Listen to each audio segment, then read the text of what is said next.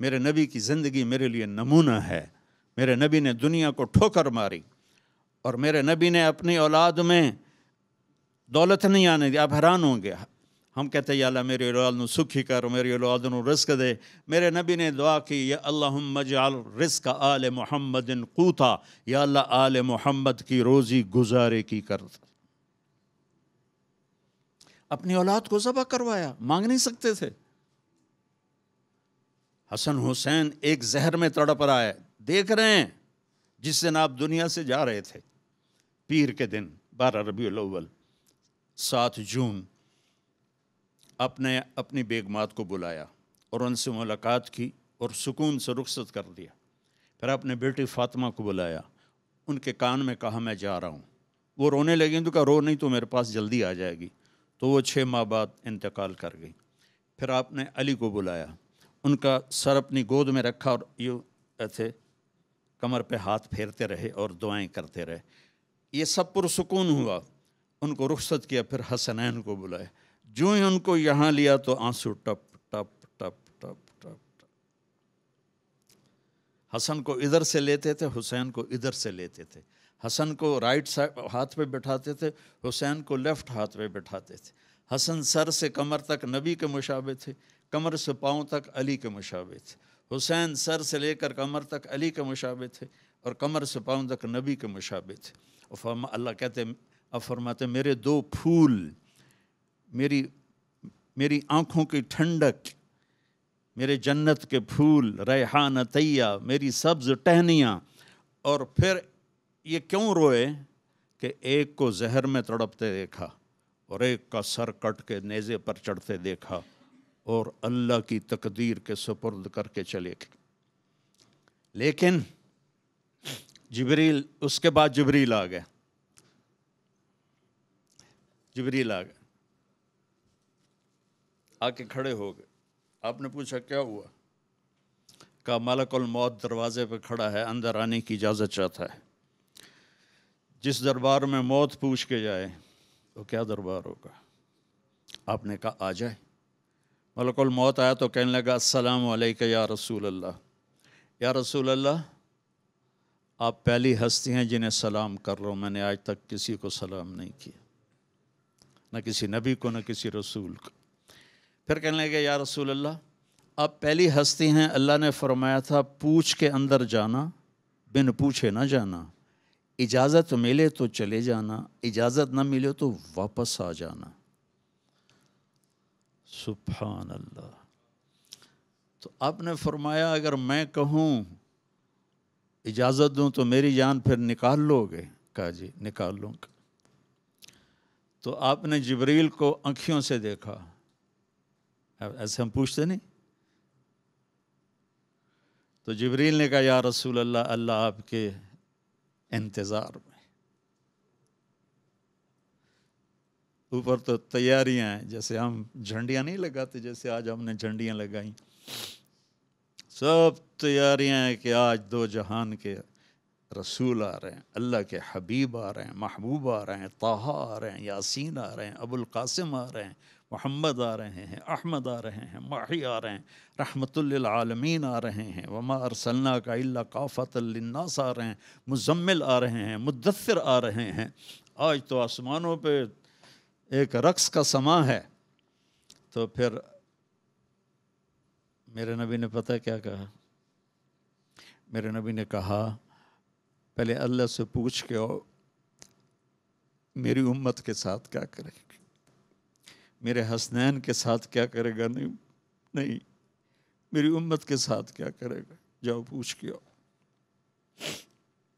تو موت کا فرشتہ کھڑا رہا. جبریل واپس گئے اور وہاں سے پیغام لائے کہ اللہ تعالیٰ فرما رہے ہیں ہم آپ کی امت کے ساتھ رہیں گے.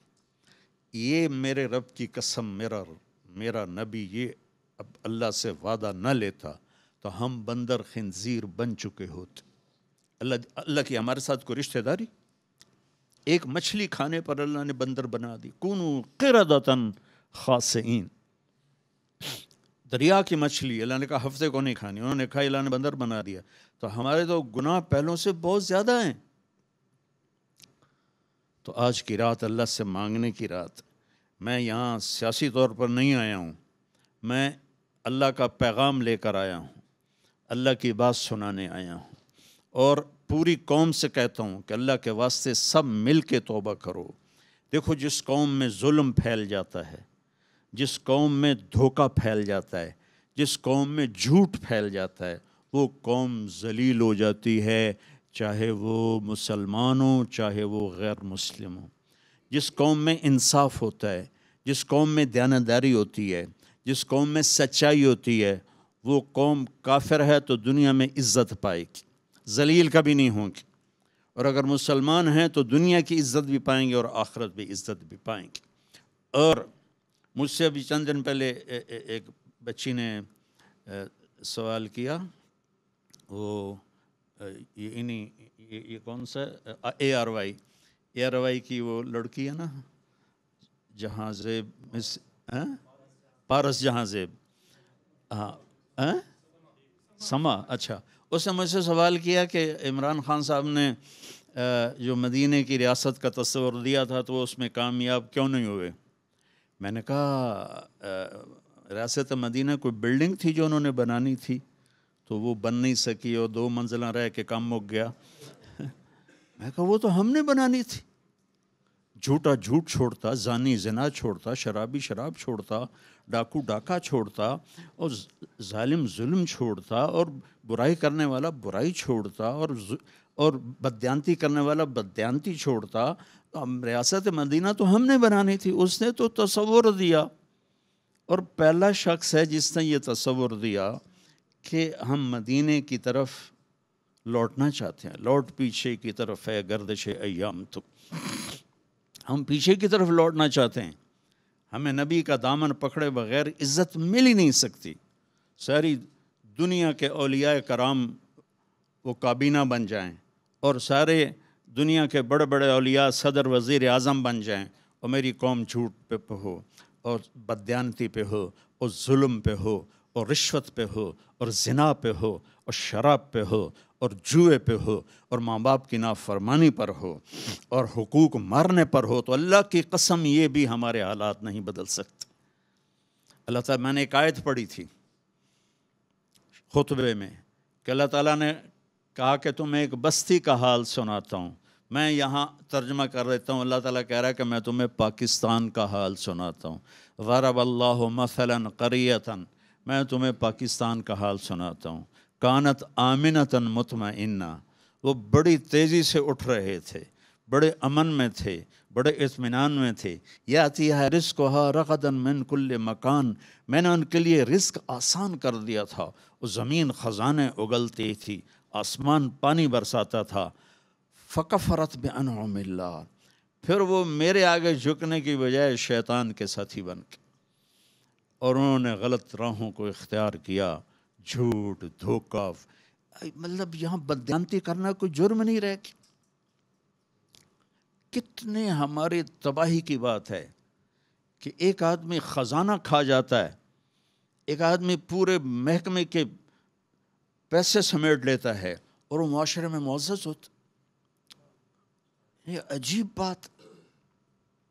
تو اللہ تعالیٰ نے کہا پھر جب انہوں نے یہ کیا کہ وہ میرے نافرمان ہوئے، تو پھر میں نے کیا کیا؟ فَأَذَاقَهَا اللَّهُ لِبَاسَ الْجُوعِ وَالْخَوْفِ، میں نے ان کے اندر دشمن کا خوف بھر دی، میں نے ان کے اندر بھوک بھر دی۔ ایک اور حدیث یاد آئی، یوشک الامم ان تداعی علیکم کما تداعی الآکلۃ الی قصعتها، ایک دن آئے گا میری امت کو ایسے تقسیم کریں گے غیر جیسے دسترخوان پہ روٹی تقسیم کی جاتی ہے، ٹکڑے ٹکڑے کر کے۔ تو صحابہ نے پوچھا اومن قلۃ نحن یومئذ یا رسول اللہ، یا رسول اللہ کیا ہم اس دن تھوڑے ہوں گے؟ اب میں کہا لا انتم یومئذ کثیر، تم بہت زیادہ ہوگے، ولیکنکم غثاء، ان کا غثاء السیل، تم بارش کے طوفانی پانی کے اوپر جو تنکے تیر رہے ہوتے ہیں، تم ایسے تنکوں کی طرح بے حیثیت اور بے قیمت ہوگے، اور وَلَيَقْذِفَنَّ فِي قُلُوبِكُمُ الْوَهْنَ، اور اللہ تمہارے دلوں میں وہن ڈال دے گا۔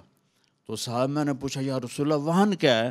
کہ حب الدنیا و کراہیت الموت، دنیا کے غلام بن جاؤ گے، دنیا کے بندے بن جاؤ گے اور موت سے ڈرنے لگ جاؤ گے۔